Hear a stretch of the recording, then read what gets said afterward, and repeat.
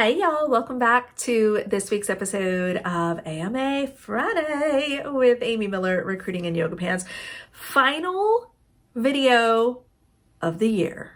We are closing out 2021. AMA Friday happens to fall on the 31st of December this year. So, yeah, we did it. We survived 2021. Shocker. It's been a mess. Okay. So I want to dig into, this is a special request. I've actually gotten this question a lot on social media, and it's about new grad hiring. So I touched on this in a very, very old video from 2020, early 2020, when I first kicked off the channel.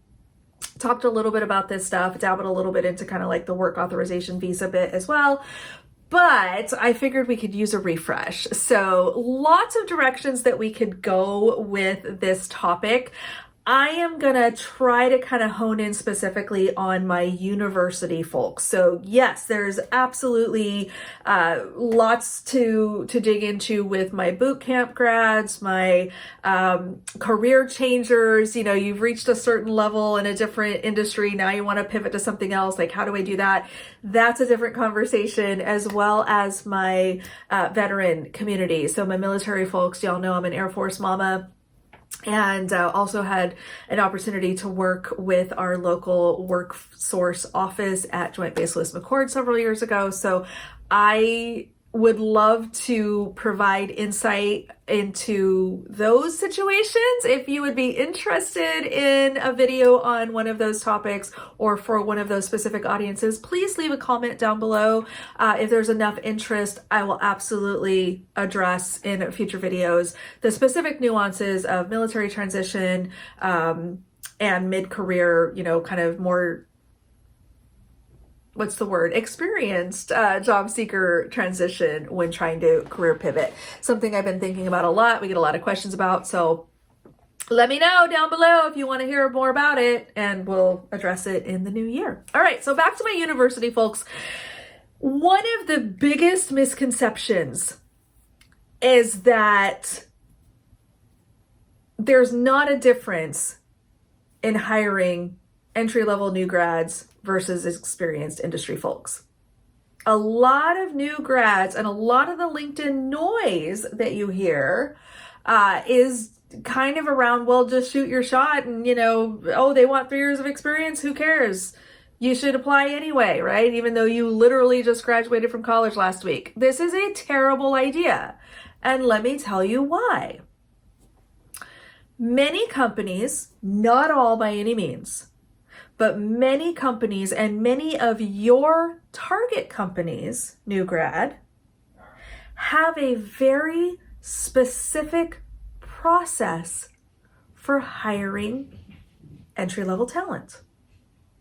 So again, I'm talking specifically to my university audience, but if you have just graduated with a CS degree, I cannot consider you for an industry role. There are literal rules internally at my company.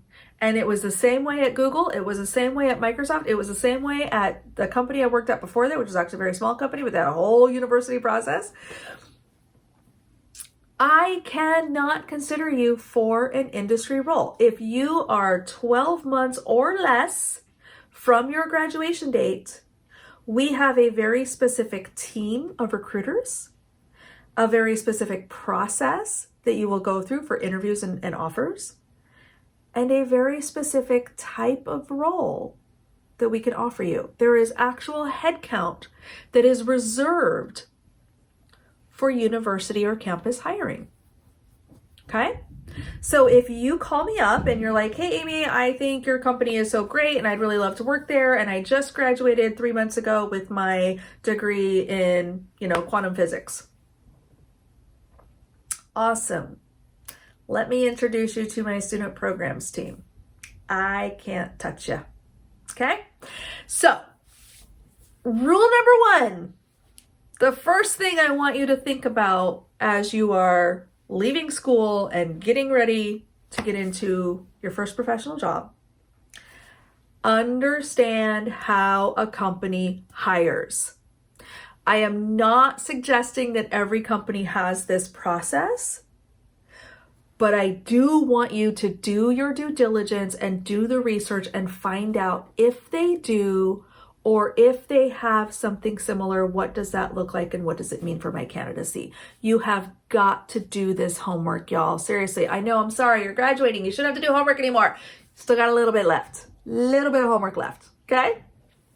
So rule number 1, understand how a company hires.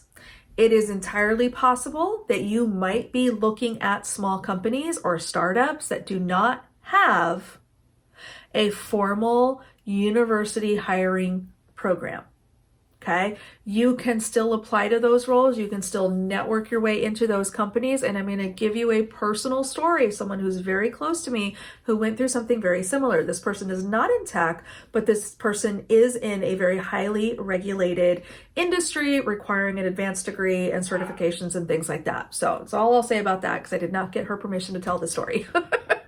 So this candidate calls me up, family member of mine, and they've just graduated and they're trying to break into their industry and be the first job doing this exact thing.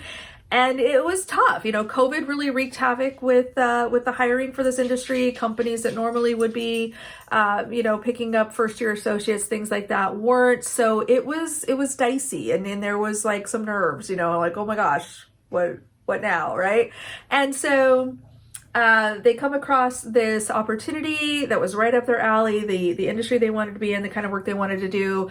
The job description was asking for some minimal experience. They wanted, a couple years of experience doing a specific thing. Obviously, this candidate did not have said specific experience. And they called me up and was like, what do I do? Like, I really think I could do the job. I fit everything except, what's the best play here?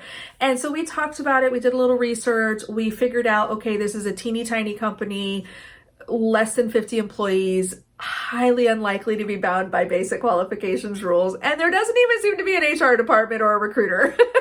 So you're dealing directly with, the company owners. And I said, go for it.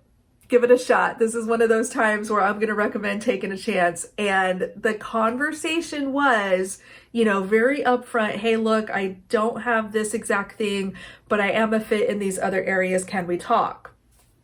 And the answer was yes. And so there was a conversation and there was some, okay, how do we adjust? How do we make this work? And here's the reality. Okay. The company was not getting, for whatever reason, was not getting a lot of interest. It was a very small company. It was, they were advertising in, not a lot of places. It wasn't a very out there publicly splash all over LinkedIn kind of opportunity. And so who knows, for whatever reason, the stars just aligned.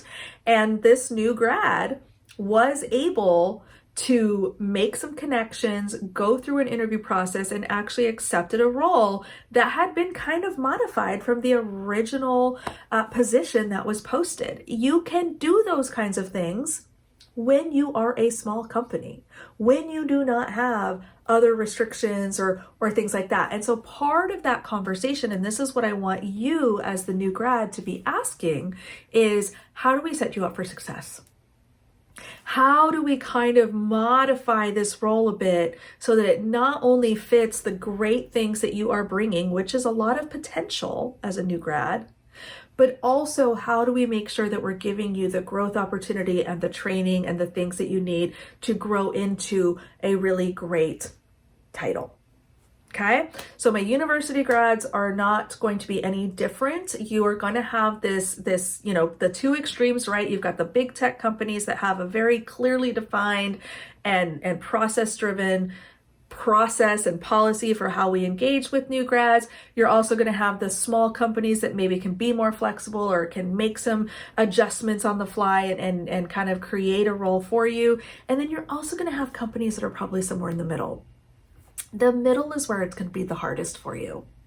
All right. The middle is where they may not have the right infrastructure. They may not, they may be a startup that just does not have the flexibility of creating entry-level roles yet. Okay?